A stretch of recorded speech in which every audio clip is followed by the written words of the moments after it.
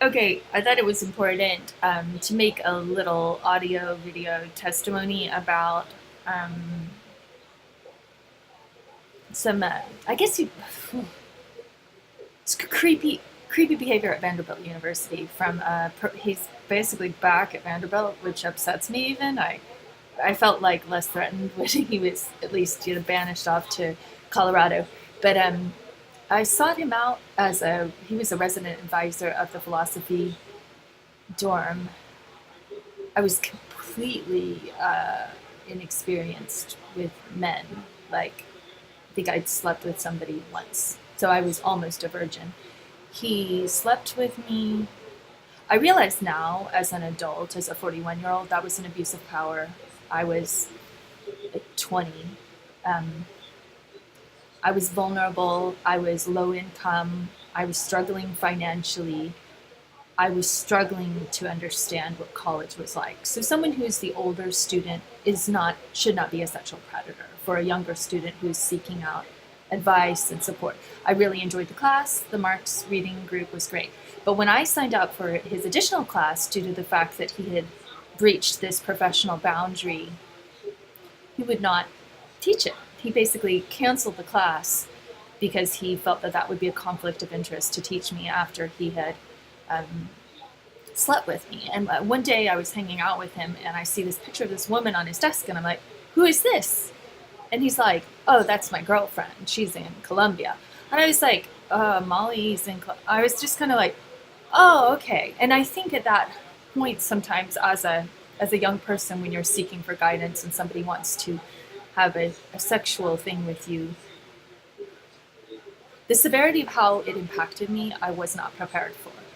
But I know that it became very largely representative of a feeling of betrayal of trust, of being treated as worthless. It was demeaning. He was kind of a very like controlling, nitpicky kind of person. Like he tried to put his finger in my anus one time. Like maybe like the second time I was involved with him, and I found that disturbing, and I was able to like remove his hand.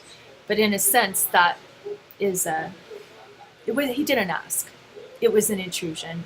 He did not have consent to do that, and I don't allege that it was a rape or it was non-consensual. I think I was moderately attracted to him, and I was curious about his mind. And I think in sometimes when there is an abuse of power, I wanted to succeed.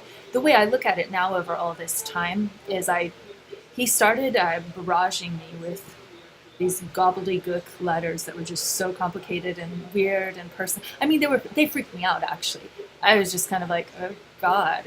He would walk over to my house, which was off campus by the park, and like slip letters under my door. He would knock, I would not answer. He would call, let it ring, I would not answer. It would ring and ring and ring and ring, and I would not answer. So I was avoiding him, and I perceived his attempts to. It just made it all the worse. So I dropped out. I was very, very not well with depression, and I think he made it worse. And his attempt to like get help from me, I think was really condescending. I felt that he had disrespected me to the department. He didn't go and report himself for, oh, I've sexually abused this woman. I'm worried she may be suicidal. I think he just put it all on me. And that really hurt my feelings. So I dropped out because I didn't want to show my face anywhere after he had been blabbering about things I thought I told him in confidence. Possibly he was trying to fulfill his duty, but I think it was pretty one-sided of him to not admit that his breach of his duty to be respectful of the younger students was, or under whatever, what do they call it, co-eds. And I'm coming from girls' school. I really don't have any experience with men. Another aspect of it is I got nothing out of sex from him. It was nothing to me. It was very, very nothing. So I was very much aware of my bisexuality. I had already slept with a woman, so I was feeling kind of like okay, I don't think I'm that straight. Like, this sleeping with boys business is not cool. And so, yeah, I hope he learned not to put his hands on young, vulnerable students, but who knows? And so I finally realized around 2012, oh yeah, even though I don't view him as the worst person in the world, I view his, especially the stalkery type stuff, like there's nothing scarier than being trapped in your apartment, having someone banging on your door and feeling like, will they just please go away? And I realized I've had later instances of men who stalk, and I recognize him as my first stalker. Eventually got the picture and would leave. Um, within about a year or something, I somehow, like, I don't know if it was like email or what, but I contacted him. I tried to sort of like patch up the friendship, but I think I always felt betrayed. I felt like he chased me out of my educational opportunity. I was on full scholarship. I was a National Merit Scholar. And I think when men act like sexual predators, they really do chase women out of their opportunities. I don't have as much sorrow about it as I used to, because I realize I like I like the fact that I made it to the West Coast and got away from him and people like him. So I think I made a wise decision to value my own safety and security and freedom from having to interact with a predator.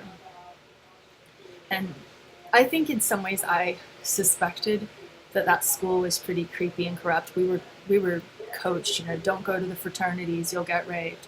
And there were some really gruesome rapes that were happening at the being litigated, as well as my mom worked in the medical center, and she told me, oh yeah, you can't even walk to your car, you'll be raped in the parking lot. And I'm like, oh my god. So I think when this is a person you trust, he's a teacher. For a while I was his star pupil, so that's just no way to be a teacher. At the time he was 30, which to me now seems like he was a very young man, and most definitely very immature to cross that boundary, because there's a world of difference between 20 and 30.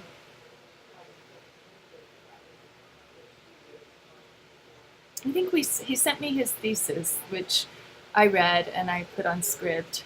And the last time I spoke to him was in about 2008 or something. And it was always just kind of pained and strained, awkward. Like, what I basically don't have much to say to you other than I enjoyed reading Marx, but I could have done that anywhere, really. And I appreciate that influence, but say like a good professor, like David would never do such a thing.